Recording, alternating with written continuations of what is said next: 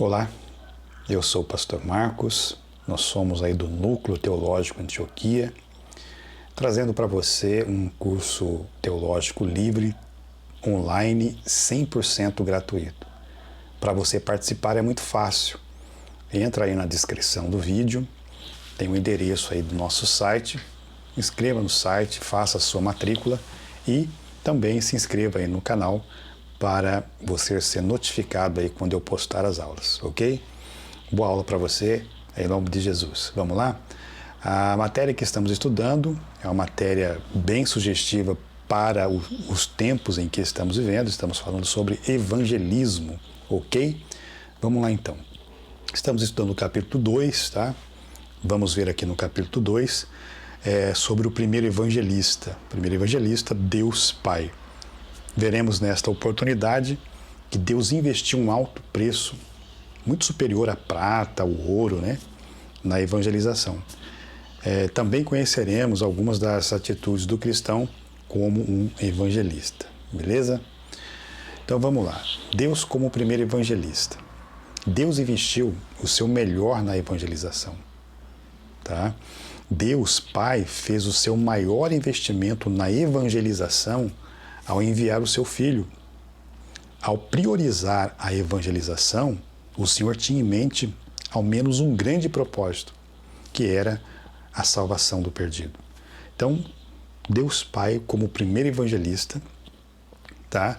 Ele investiu o seu melhor na evangelização. É muito importante isso aqui, irmãos.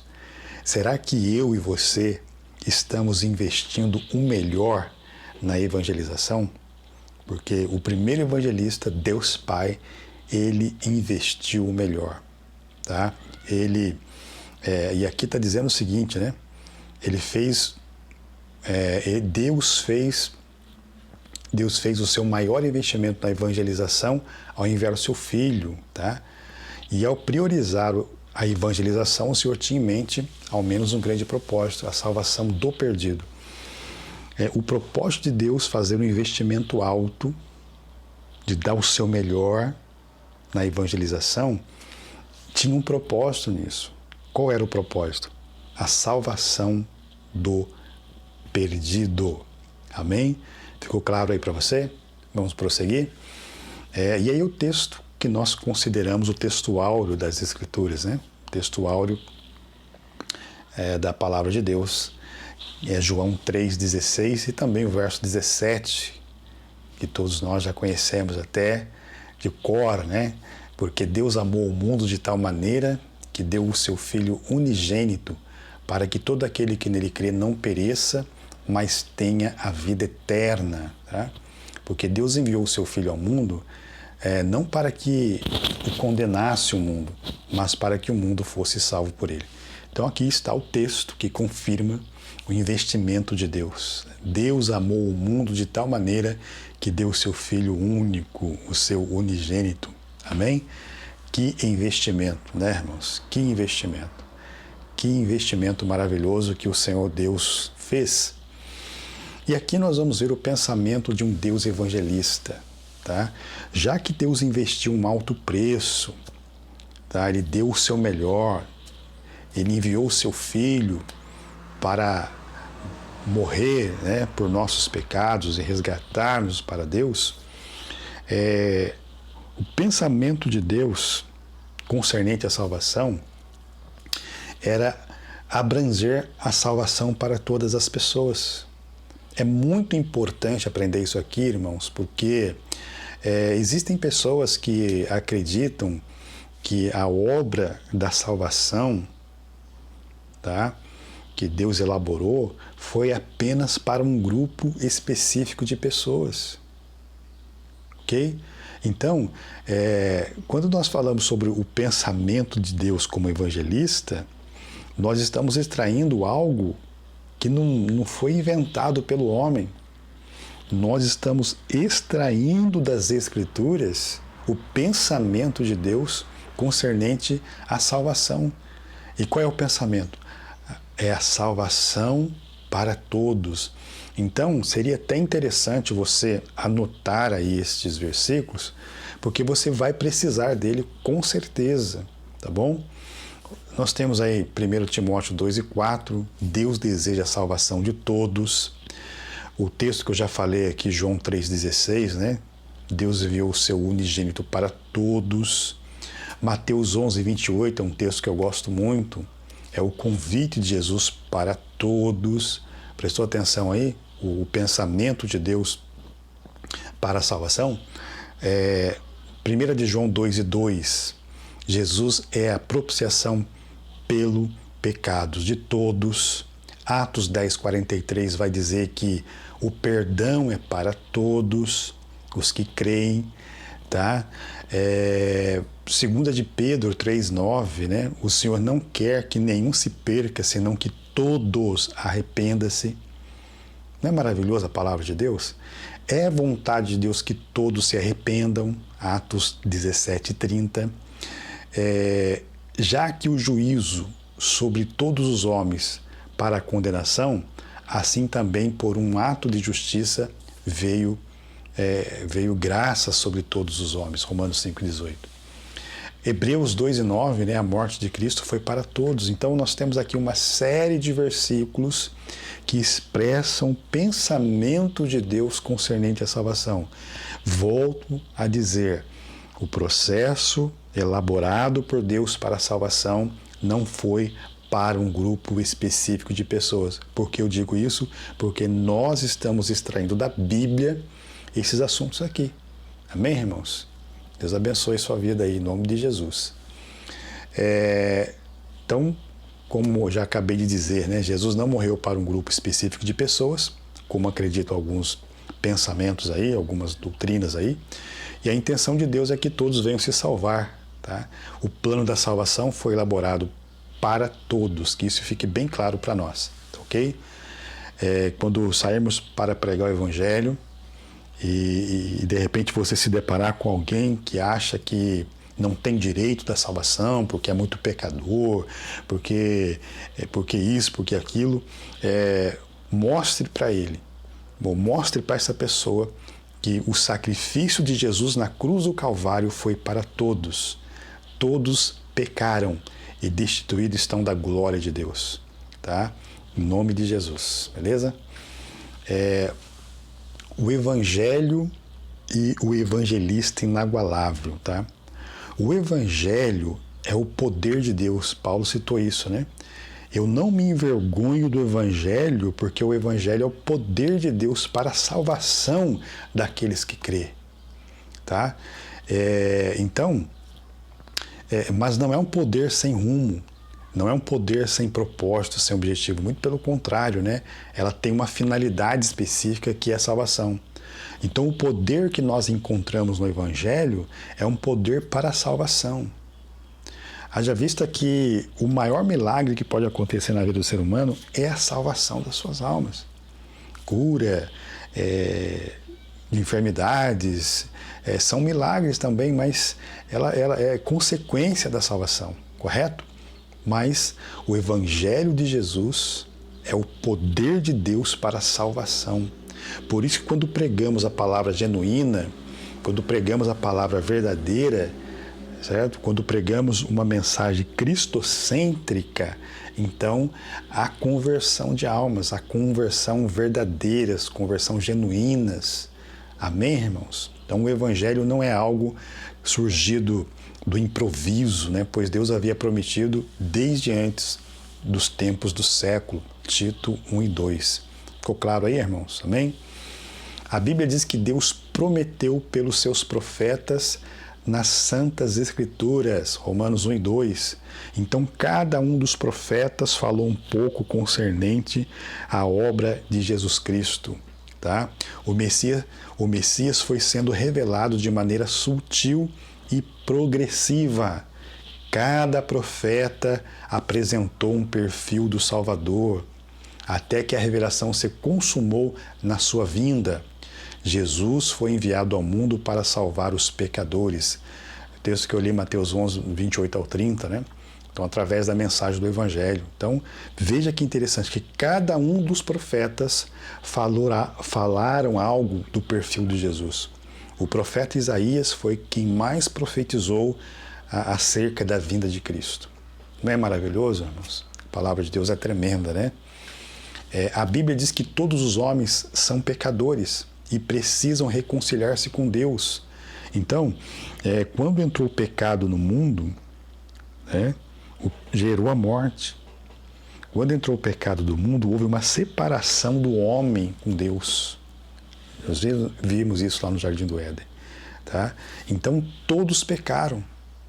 Todos estão destituídos da glória de Deus. Então, o sacrifício, então não existe salvação sem Jesus, irmãos. Tá? Não existe salvação sem Jesus. Ele mesmo disse, ninguém vem ao Pai senão por mim. Ficou claro? Até aí, tranquilo? Vamos prosseguir? Deus tem a sua agência evangelizadora. Tá? Nós falamos na matéria passada sobre missiologia e nós aprendemos alguma coisa ali concernente a missões transculturais. Quando você deixa a sua cultura e vai para uma outra cultura, podendo ser no seu país ou fora do seu país. Isso é missões transculturais. E para que eu faça missões transculturais, eu preciso passar por uma agência missionária para eu me preparar, me adaptar, né, com uma nova cultura. Mas na obra da evangelização, a própria igreja, certo? Ela funciona como uma agência evangelizadora. Beleza? Então, o escopo de Deus é o mundo criado. Nele, a mira de Deus está fixada. Ele tem um plano mestre para todas as coisas. 1 Coríntios 15, 28. Claro que o meio de alcançar este alvo é mais estreito, né? É a igreja. Então, a igreja do Senhor Jesus Cristo é a agência evangelizadora. Se nós não evangelizarmos, se nós não cumprirmos a grande comissão, o ID de Jesus, nós não estaremos funcionando como igreja, irmãos. Isso aqui é sério, tá? Estamos vendo uma época em que o amor de muitas pessoas está esfriando, é bíblico isso, né? Por se multiplicar a iniquidade, o amor de muitos se esfriarão. Alguns estão apostando-se da fé. Então a igreja, mais do que nunca, ela tem que voltar, né, à prática da evangelização, ganhar almas para o reino de Deus. Porque aí então estaremos funcionando como igreja. Amém? O Senhor Jesus constituiu a igreja como a única agência do reino de Deus na terra. A igreja do Senhor Jesus Cristo é o representante de Deus aqui na terra. O nosso bispo ele tem até um costume de dizer, né, dessa forma, né? A igreja do Senhor Jesus Cristo, representante de Deus aqui na terra. Isso é uma verdade, né? O Senhor Jesus constituiu a igreja como uma única agência do reino de Deus na terra, encarregada de anunciar as boas novas da salvação. Então, Deus estabeleceu a igreja para cumprir essa tarefa da evangelização. E quando nós falamos igreja, nós não falamos de quatro paredes, porque a igreja de Cristo somos nós. Amém, irmãos? Como é que está aí a sua igreja na área da evangelização? Tá? Então, você que me assiste aí, você que me ouve, você que terá a oportunidade de ouvir esta palavra através desse vídeo, como é que está a obra evangelizadora na sua igreja? A sua igreja, que você faz parte, tem funcionado como uma agência evangelizadora? Amém? Isso é sério, para refletirmos aí, ok? Vamos lá então. 3 principais colunas do crescimento da igreja. Olha só, interessante. É necessário, pois, a mobilização de toda a igreja para que essa meta seja alcançada. Ficou claro aqui, irmãos, como a igreja deve trabalhar? É necessário uma mobilização de toda a igreja, os departamentos.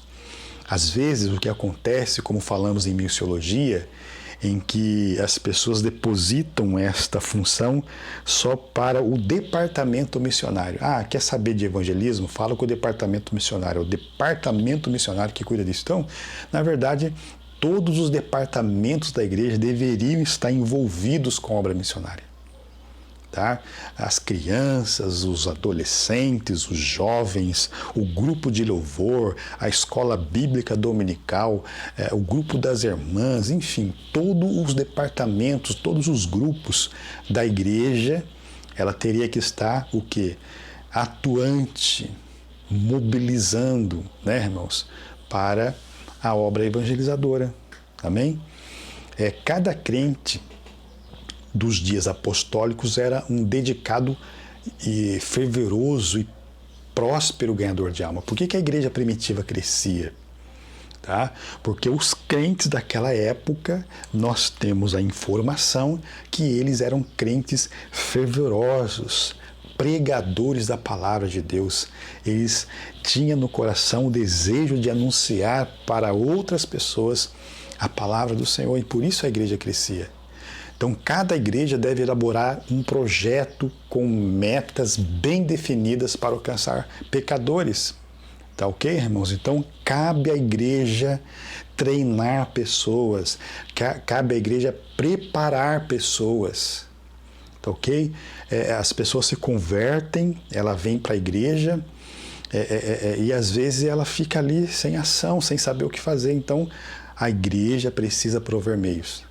Treinar pessoas todos os dias. Amém? Então, fazendo isso, nós podemos ser considerados aí como uma igreja verdadeira. O apóstolo Paulo diz que o evangelho salva, mas é preciso permanecer nele. Olha só que interessante. Evangelizar é a tarefa de todos os crentes. Então, sem essa de que a responsabilidade de pregar é só do pastor, é só dos obreiros. Infelizmente, alguns pensam dessa forma, tá? Mas é obrigação de todo crente. E eu sempre vou dizer isso, irmãos. Um dia isso vai ser cobrado de nós. Um dia Deus vai requerer isso de nossas mãos, tá? Paulo disse assim, a mim é imposta essa obrigação e ai de mim se eu não pregar o evangelho. Amém? O próprio apóstolo Paulo disse isso. Quanto mais nós, né? Louvado seja Deus. O cristão como evangelista. O seu campo de ação, tá? Não podemos conceber a ideia de um evangelista fechado entre quatro paredes, irmãos. Se quisermos evangelizar, teremos que deixar o nosso comodismo, conforto do nosso púlpito, ir até os pecadores onde eles estão. Desta forma estaremos alargando o nosso campo. O que está ocorrendo hoje, irmãos? Nós estamos vivendo uma época, né, dos crentes de lives, né? Os crentes de sofá. Não querem compromisso com Deus. Tá? Então, meu irmão, o evangelho salva, a palavra salva, mas nós não podemos, né, nos conformar, ficar fechado dentro de quatro paredes, só assistindo os cultos nas lives, assentado no sofá. Amém? Então, se quisermos evangelizar, teremos que deixar o nosso comodismo. Outra frase que Paulo deixou, que é uma frase interessante, ele diz assim, né? Eu não tenho a minha vida por preciosa. Louvado seja Deus. Paulo não se conformava em viver uma vida sem ação, né? Sem pregar a palavra de Deus. Glória a Deus por isso, irmãos. Então vamos prosseguir aí, tá ok? O campo de atuação aí na família, né? Quando é interessante, né? Quando falamos de família, falamos de pais, filhos, falamos de irmãos, mas ela abrange tios, avós, né? Primos, não é verdade? Às vezes somos crentes, mas a maior parte da nossa família, que digamos assim, no geral, primos, tios, avós, enfim, né? São pessoas que às vezes não temem a Deus. Então, dentro do contexto da família, é um campo também onde podemos pregar a palavra do Senhor, ok? No trabalho, né? é um campo missionário muito fértil, é o local de trabalho, né, do cristão, né? É triste, às vezes, quando sabemos que a pessoa ela é cristã, ela trabalha num determinado setor e ninguém ali sabe que ela é crente. Eu costumo dizer que é o crente 007, né? É o crente... esqueci a colocação, a palavra, né? Ele é infiltrado ali, ninguém sabe que ele é crente, tá ok? Então, nas escolas, né, principalmente noturnas, tá? Essa é um campo, é uma área onde a gente pode evangelizar. Os profissionais, advogados, juízes, médicos, né? Você tem uma época boa de evangelizar médico, é essa. Sabe por quê? Os médicos estão cansados. Estamos vendo uma pandemia, gente morrendo toda hora, gente sendo internada toda hora, o turno de trabalho deles está saturado, eles estão estressados, né? E por trás daquela capa ali existe uma pessoa que tem casa, que tem família, né? E que talvez ele está já no... né, irmãos? Então, é um momento propício para que possamos pregar o Evangelho para os médicos, né? Quando eu falo de médico, eu falo de todas as pessoas que envolvem a área de saúde, os enfermeiros e todos aqueles que estão ali prestando serviço, que principalmente nessa época que estamos vivendo, precisamos pregar. Então, advogados, juízes, né? Comerciantes, padaria, açougue, né? Gente que vai na padaria comprar pão todo dia, tá? Vai no açougue ali comprar carne, né? Entendeu? Então, você pode estar evangelizando nos meios de transporte, ônibus, trem, né? Então, aqui evangelizar as crianças, os amigos, entidades, hospital, presídio, creches, né? Nós temos aí, tá? Na nossa igreja aí, sendo realizado o curso de capelania, né? Que dá crédito para você pregar nos hospitais, nos presídios, né? Fazer um trabalho social. Então, a gente precisa se envolver nisso aí, a gente precisa se mexer, fazer alguma coisa, tá? Amplie o lugar da sua tenda, né? Esteja atentos às perguntas dos seus filhos. Eles precisam de ajuda, de compreensão, eles precisam do seu tempo, do seu carinho. Olhar para o rebanho sem esquecer da sua casa, né? Da sua família, unida em oração, mediante meditação vence todas as batalhas. Então, eu vou parar por aqui, tá, irmãos? O nosso curso pela internet online, né? Nós procuramos fazer de uma maneira que não fique muito maçante, ok? Mas é o suficiente para você meditar, para você refletir, porque o nosso propósito aqui, irmãos, tá? Não é meramente trazer um conhecimento, mas é orar ao Senhor para que você seja impulsionado. Se ninguém faz missão na sua igreja, seja o primeiro a fazer. Se ninguém evangeliza na sua igreja, seja o primeiro a evangelizar. Isso contagia as pessoas, sabia disso? Então, o meu propósito é esse, é que o Espírito Santo de Deus te impulsione, é que o Espírito Santo de Deus aumente o seu amor pelas almas perdidas. Quantas pessoas estão caminhando a passos largos para o inferno? Nós vemos aí nessa pandemia aí, quantas pessoas estão morrendo? Quantas delas estão partindo salvas, né? Quantas delas estão partindo para a glória de Cristo? Mas quantas delas estão partindo sem salvação? Então, irmãos, e quantas pessoas estão com o braço cruzado achando que não é problema, isso não é problema meu? Então, vamos refletir, tá? Eu agradeço a você por sua atenção, tá? Se você quiser se tornar um aluno aí do nosso curso bíblico, né? Do nosso Núcleo Teológico Antioquia, ele oferece para você esse curso totalmente gratuito. Se você procurar aí na descrição do vídeo, tá? Você vai encontrar o endereço do site para você se inscrever e se tornar aluno do curso. E peço também para você se inscrever aí no canal para que você possa estar sendo notificado quando eu postar as aulas. Um ótimo dia para você, que o Senhor te abençoe poderosamente e até a próxima aula. Amém?